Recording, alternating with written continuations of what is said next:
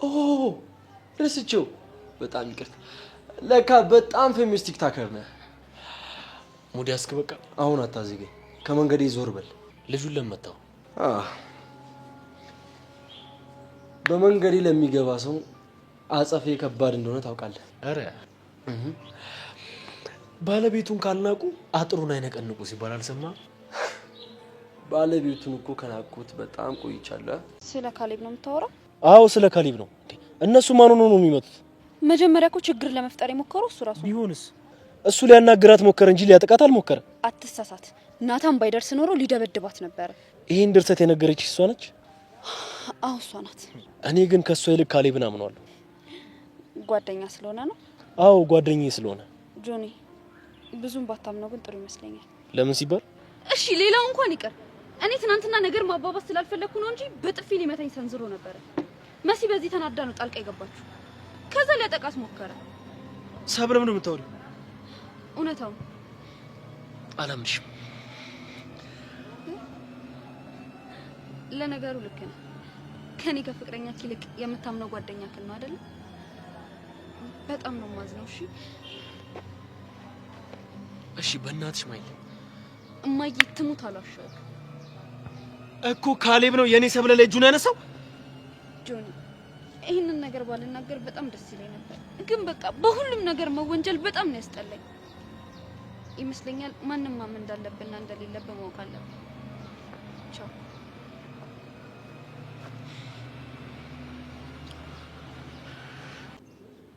ቆይ ግን እኔ የምለው እኔና ጆኒ ባንታረቅ ደስ የሚልሽ ይመስለኝ ነበር እሱማ ምን ጥያቄ አለው ግን ምንም ይሁን ምን ሰላምሽን ፈልገዋለሁ አመሰግናለሁ ኧረ ምስጋና ስሚ ትናንት ከድብድቡ በኋላ ናታን አመሰግናለሁ ስለው ምን እንዳለኝ ታውቂያለሽ ምን አለሽ ይሄማ ይቅርታ አይደለም እና ታዲያ ምንድነው እንጃለ እሺ ምን ባደርግ ነው የምታምኚው እማዬ ምን እንደምታደርግ ቅድም አሳይቼሃል ነበር ወይኔ ናታን እሺ በቃ ወይኔሽን ጨፍኝ አንተ ልጅ አድምጠኝ እስኪ ልጠይቅህ አሁን መግለጽ ትዝልሃለው የትም ሆነ ኦሆይ ከአንተ ጋር መኖሩን የኔ ናታን ስትስመኝ ውስጤን እንዴት ደስ እንዳለው ማን በነገረ በእውነት ታውቃለህ የፍቅሬን አስበኸው ፍቅሬን አስበኸው ቀን ባይኔ ውል ያልክ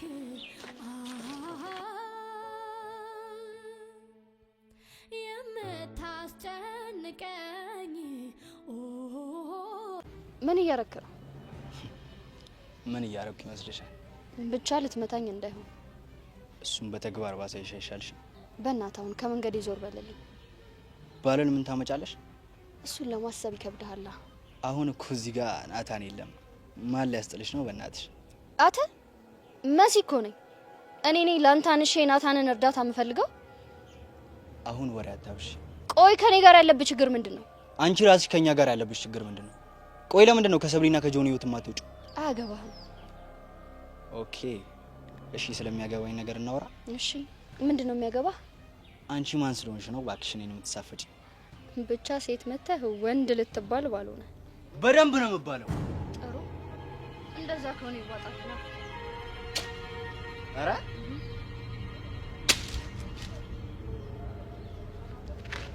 አንተ ልቀቀኝ አንቺ ጫጩት ልቀቀኝ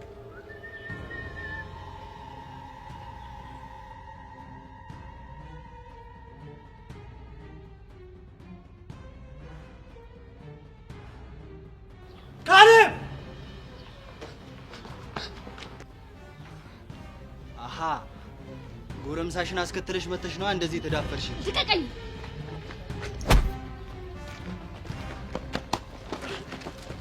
ተውሻ የኔ መሲ ላይ ነው ጀምታው ናታን ለምንድነው ናታን ነገርኩህ እኮ ሰላም ሰላም ወደ ቻናሌ ቤተሰቦች እንዴት ናችሁልኝ እንኳን ወደ እኔ ቻናል በሰላም መጣችሁ እንዴት ናችሁ አፍላ ፍቅር እንግዲህ ጆኒ አሁን ላይ ሌላ አይነት ጸባይ አመጣዋል እንግዲህ ጆኒ በሰብለ የተነሳ ከሁሉም ሰው ጋር እየተደባደበ ይገኛል። ጆኒ አመሉ ሁሉ ተቀያይሯል። እንግዲህ በዛሬው በአፍላ ፍቅር በክፍል 234 ላይ ጆኒ አንድ መጥፎ ነገር አድርጓል። እሱም እንግዲህ ካሌብ ነበረ ነገሩን ያመጣው። ካሌብ በባለፈው ክፍል ላይ ካያችሁ ሰብሊን ለመምታት ሞክሮ ነበረ። ሰብሊን ልክ በመካከላቸው በመግባት እኛ አስበንበት እስክንነግርሽ ድረስ ወደ ጆኒ እንዳትጠጊ፣ ከዚህ በኋላ ከሱ ራቂ በማለት እንግዲህ የሆነ ትዕዛዝ ለሰብለ ሲሰጣት ነበረ። ሰብለን በነገሩ ትናደድና አንተ ምን አገባህ በእኔና በሱ ፍቅር መካከል ማን ነው ወሳኝ ያደርገ ብላ ተናግራው ነበር። እሱም ፍቅረኛ ማነው ጓደኛዬ ነው ሲላት፣ እሷም እንግዲህ እኔ ደግሞ ፍቅረኛዬ ነው ስለዚህ አንተ አያገባህም ስትል፣ አንቺ አስሮ እንዲያማራሽ እንደሆነ እሱ ልጁ ይሰቃይ ወይ እያለ እንግዲህ ለጆን ተደርቦ ማለት ነው። ወይም ደግሞ ለሱ በጣም ነው የሚከላከልለት ይመስለኛል። ፌመስ ስለሆነ ለዛ ነው ከስሩ መጥፋት የማይፈልገው እንጂ የተለየ ነገር አድርጎለት አይደለም። ጆኒ ጓደኛዬ ነው ብሎ ለሱ ሲራራለት አላየንም። እንግዲህ ካሌብ ለሱ ማጦብጦብ ከጀመረ በጣም ቆይቷል። ማሽቃበጥ ነው የሚባለው መሰለኝ አማርኛው። ፌመስ ስለሆነ ነው በቃ ሌላ ነገር አይደለም። እና በተደጋጋሚ ደግሞ ሰብለን እንዲተዋትና ሌላ ስንት በእውቅና የሚመጡ ሴቶች ሞልተው እሷ ማን ስለሆነች ነው እሷ ብቻ ናት ወይ ሴት ያለችው በማለት እንግዲህ ለምን አትኮራባትም? ከስር ከስሯ እንደምትወዳት ስለምታውቅ እኮ ነው እንደዚህ የምትሆንብህ። ስለዚህ ተዋት እያለ በተደጋጋሚ ጆኒን ይመክረው ነበረ። ጆኒ ደግሞ በዚህ ምክር በጣም ይናደዳል። ሁለተኛ ሰብለን ተዋት የሚል ምክር እንዳትመክረኝ ተሳስተ፣ ሰብለን በጣም ነው የምወዳት እያለ እንግዲህ ከቅርብ ጊዜ ወዲህ በጣም እየተቀያየረ መጥቷል። ነገር ግን በፊት እንደውም ሰብለና ኤላ ሲገናኙ ኤላን ከሰብለ ራቅ ይለዋል። እሱ ደግሞ አረቅም። ሲጀመርም ደግሞ እኔ አይደለሁም እሷ ጋር የምሄደው እሷ ናት የምትከተለኝ ብለውት ነበረ። እና ሰብለ እኔን አትወደኝም ነው ወይ እንደዛ ነው ወይ የምታስበው ሲለው እንግዲህ እሱን አላቅም፣ ነገር ግን እሷ እኔ ብርቃት ራሱ አትርቀኝም ሲለው እንግዲህ ጆኒ ሰብለ አትወደኝም ብሎ የማሰብ ነገር እና እንዲሁ በቀላሉ ግን ሰብለን አልተዋትም ብቻ እጥራለሁ ሞክራለሁ እያለ ነበር እና እንደዚህ አልነበረም። አሁን ግን በጣም ነው የተቀየረው። በጣም ነው የሚያስፈራው። በጣም ኃይለኛ ሆኗን ጉልበቱን መጠቀም ጀምሯል። እናም እንግዲህ ኤላን እጁን ራሱ ነበር የሰበረው። በማስክ ተሸፍኖ መጥቶ የኤላን እጅ የሰበረው እሱ ነው። እናም በተደጋጋሚ እንግዲህ ያኛውንም እጅህን ልስበርልህ እንዴ እያለ ሲፎክር እያየነው ነበረ። እናም እንግዲህ መሲ በካሌብ የተነሳ በሰብለ የተነሳ ከካሌብ ጋር በድጋሚ ተጣልታለች። መሲ ማለት ለሰብለ በጣም የጓደኛ ጥግ ማለት ነው። በቃ ልክ እንደሱ አይነት ጓደኛ ሲኖራችሁ ማለት ነው የሆነ የማያሽቃብጡ ጊዜ ጠብቀው የማይከዱ ሁሌ በችግራችሁም በደስታችሁም ጊዜ ልክ እንደ መሲ አይነት ጓደኛ ሲኖራችሁ ለሰብለ በጣም እንትኗ ናት፣ መከታዋን በላት በቃ እህት ማለት ታላቅ እህት በሏት። እና ሰብለ እንግዲህ ከማለቃቀስ ውጭ ብዙም ምንም ነገር የማድረግ አቅም የላትም። ሲናገሯት ታለቅሳለች፣ ስትወቀስ ታለቅሳለች። ሁሉም ሰው እየሄደ እሷ ላይ ይጮኋልና ከማልቀስ ውጭ ምንም የምታደርገው ነገር የለም። መሲ ደግሞ በጣም ኃይለኛና አትንኩ ባይ ናት፣ ቆፍጠን ያለች ናት። እናም እንግዲህ አንቺ አስሮ እንዲያማረሽ እንደሆነ ወንድሜን ብሏት እንግዲህ በዛ የተነሳ ሰብለ ተናዳ ካሌብን በጥፊ እንግዲህ ገብታለት ነበረ። በዛ የተነሳ መሲ እሱ ሊመታት ሲል መታ ታድናታለች። ለዛ ነበር እንግዲህ ሁለቱም ተባብረው እስኪ ትነካታለህ፣ ተሳስተህ እጅህን እሷ ላይ ታሳርፋለህ የሚል ዛቻ አድርሰውበት ነበር ሰብለና መሲ ሆነው። እናም እንግዲህ መሲን ብቻዋን መንገድ ላይ ጠብቆ ካሌብ ሊመታት ሲሞክር እንግዲህ ያየን ነው። መሲም እንግዲህ እስኪ ይዋጣልን ብላ ብቻዋን ነበር ለአጋጣሚ ሄደችውና ይዋጣልን ብላ ልትደባደበው ስትሞክር እጇን ጠምዞ ይዟት ድንገት እንግዲህ ከዓይኗ የማይጠፋው በችግሯ ጊዜ ሁሌ ከጎኗ የማይለየው ናታን ማለት ነው። ናታን ይመጣል። እንግዲህ ናታን አዘናግቶት ነው መሲ ናት ራሷ የመታችው። በነገራችን ላይ ናታን የመታው አይመስለኝም። ናታን ስሙን ሲጠራው ናታንን ለማየት ቀና ሲል ነበር፣ እጇን ጠምዟ ስለነበረ። ከዛ በኋላ እንግዲህ በደንብ አድርጋ አፍንጫውን ሰብራዋለች። አላቅም ብቻ የሆነ ነገር አድርገዋለች፣ ቆልፈዋለች መሲ ማለት ነው። ያው ናታን መቶ ምንም ያደረገላት ነገር የለም። ነገር ግን ትኩረቱን ስለሳበው ነው እሱ ወደ እሱ ሲመለከት እሷን የረሳት ይመስለኛልና እንግዲህ እጇን አጥፎ ይዟት ነበረ። እናም መሲ ከሱ እንትን ድናለች ማለት ነው። ናታን መጥቶ እንግዲህ በዛ የተነሳ ጆኒና ካሌብ በድጋሚ ስለዚህ ነገር እያወሩ ነበረ። ናታን እንደደበደበው ነው እሱ ግን ሄዶ የተናገረው። ያው ከባድ ነው መሲ ደበደበች ቢል ትንሽ ለሱ ከባድ ስለሆነበት ነውና በእሷ ተደበደብኩ የሚለው ነገር ስሜት ስለማይሰጥ በእሷ ተደበደብኩ ላለማለት ናታን ደበደበኝ ብሎ ነገሩን እንግዲህ ወደ ሌላ አዙሮት ጆኒ ከናታን ጋር ሌላ ደግሞ የጸብ ቀጠሮ እንዲያዘጋጅ እየጋበዘው ይገኛል። እንግዲህ ጆኒ ናታንን ኮሪደር ላይ ያገኘውና ለምንድን ነው በእኔ ዙሪያ ያሉ ሰዎችን የምትደበድበው? ስለዚህ ብሎ እንግዲህ ሲዝትበት ወንድ ከሆንክ ከኔ ጋር ፊት ለፊት እንጋጠም ብሎታል። በነገራችን ላይ እንግዲህ ካሌብ ነው እንዴት ይደበደበሃን ብሎ ሲለው ባለቤቱን ካልናቁ አጥሩን አይነቀንቁ አንተን ስለናቀህ ነው አይነት ነገር ተናግሮት ነበረ እና ይህን ነገር ግን ለናታን ደግሞለታል ጆኒ። በዛ የተነሳ እንግዲህ ናታን ባለቤቱን እኮ ከናቅኩት ቆየሁኝ ወንድ ከሆንክ ፊት ለፊት ናግጠመኝ ብሎት እንግዲህ ከጆኒና ናታን በድጋሚ ልክ እንደ ኤላ ቀጠሮ ተያይዘዋል። በዚህ መሀል እያሉ እንግዲህ ሌላ ነገር ተፈጥሯል። ሰብለ እንግዲህ ኤላን ይሄን ጆኒን ማለት ነው እንግዲህ ይህን ነገር ይቅርታ ለመጠየቅ ወደ እሱ ሄዳ ነበረ። በሄደችበት ሰዓት እንግዲህ ለምንድን ነው በአንቺ ዙሪያ ያሉ ሰዎች በእኔ ዙሪያ ያሉ ሰዎችን የሚደበድቡት እያለ እንግዲህ ሰብለን መውቀስ ይጀምራል ጆኒ። ሰብለም እንግዲህ ካሌብን ማለት ነው ወይ እሱ የራሱ ጥፋት ነው በዛ ላይ መንገድ ላይ ጠብቆ ሊደበድባት ነበር ትለዋለች።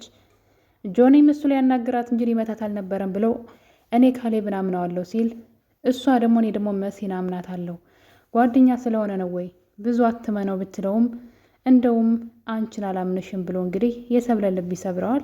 ሰብለም ከኔ ይልቅ እሱን አመንክ ወይ እሺ የራሱ ጉዳይ ብላ እንግዲህ ትታው ስትሄድ እንድትመልለት ነው የጠየቃት። ምክንያቱም መሲ በእኔና በሱ መካከል ጣልቃ ስለገባች ነው እሱኔን ሊመታኝ ነበር በጥፊ ብላ እንግዲህ መናገር ያልፈለገችውን ነገር ለጆኒ ተነግረዋለች። እንግዲህ እዚህ ጋር ነው የጆኒ እብደቱ የጀመረው ማለት ነው። በጣም እወደዋለሁ የሚለውን ካሌብን ከስር ከስሩ እንግዲህ የሚያጨበጭብለትን ካሌብን እንዴት አድርጎ እንደደበደበው እንግዲህ አንቆ ሊገለው ነበረ።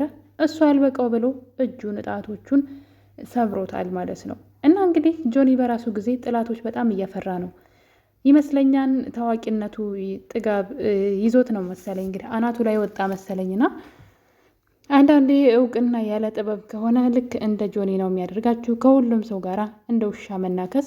እና እንግዲህ ካሌብን እንደምታዩት ግድግዳ ላይ አንቆ ሊገለው ነበረ።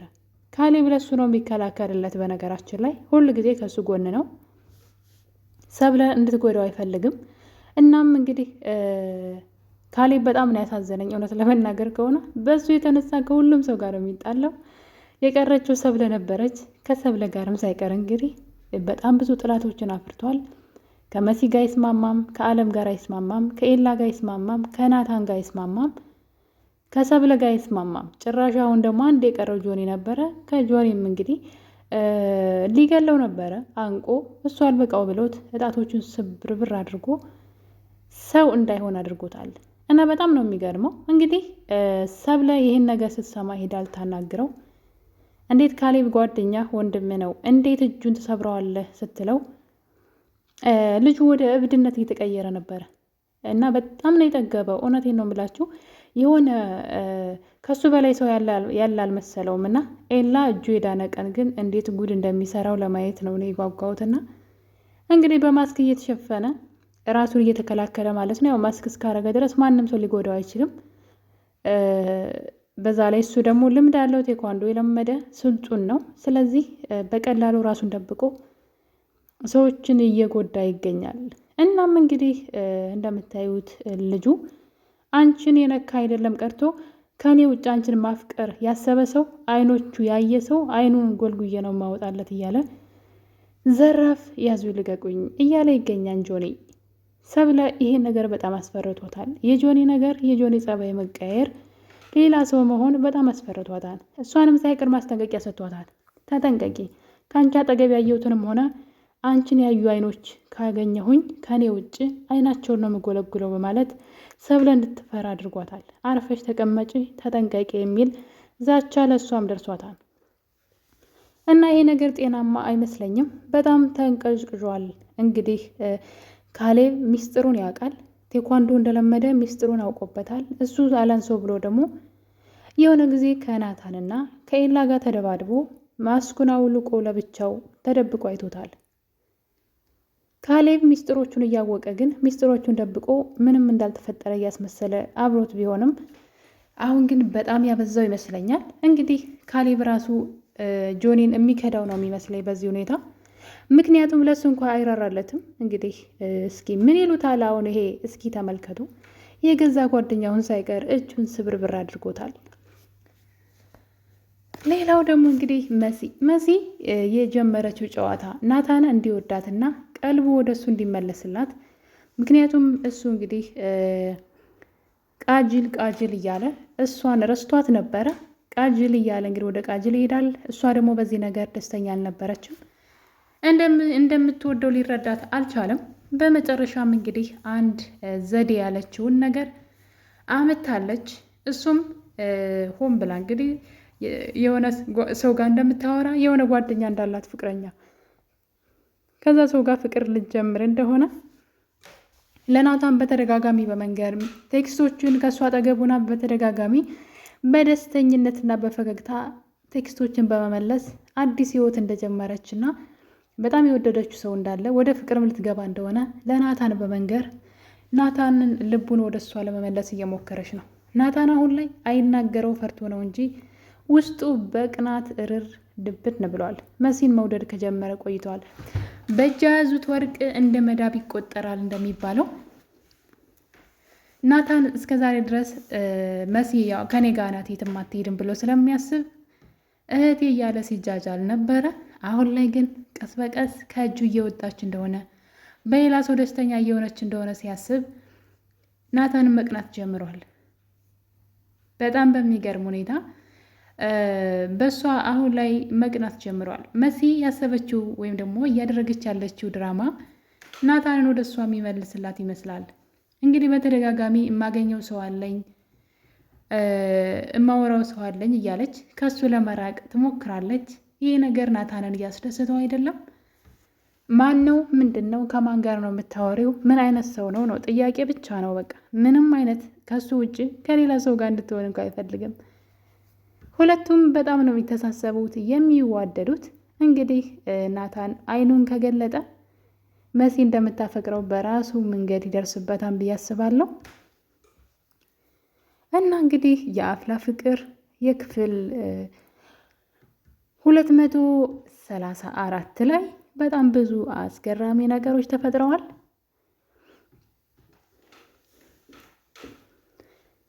ሌላው ደግሞ እንግዲህ ፌቨን እንግዲህ የፈጠረችው ዘዴ ማለት ነው የሲያስ ከእሷ እንዲርቅላት የፈጠረችው ዘዴ ሌላ ትምህርት ቤት እያለች እንግዲህ እንደሱ የቀረበችው ልጅ እንደነበረ እና ከዛ እንዴት እንደተጎዳ አባቷ ያን ነገር ያደረገው እንደሚመስላት እና አባትየው ደግሞ ከወንድ ጋር ትምህርት ቤት ውስጥ ካያት ያንን ሰው ምን ሊያደርገው እንደሚችል እያልኩኝ ስለምፈራ ከወንዶች ጋር አልቀራረብም ብላ እንግዲህ ዮሲያስ ላይ ድራማ እየሰሩበት ነው። የዚህ ነገር እቅድ ዋና ባለቤቷ ደግሞ እንግዲህ ጀሪ ናት። ልጁ ላይ አሁን ላይ በጣም እየተደበሩበት ይገኛል። ልጁ በፊት ልጅቷን በግድ ሻይ ካልጋበዝኩሽ በግድ አብረን ካልሆን እያለ ሲያስቸግር የነበረው ልጅ አሁን ላይ ፌቨን ሲያት ይሸሻት ጀምሯል። ምክንያቱም የነገረችው የውሸት የፈጠራ ታሪክ በጣም አስፈርቶታል። እኔንም አባቷ እንደዛ ልጅ ቢያደርገኝ ብሎ ከእሷ መሸሽ ጀምሯል። እና እንግዲህ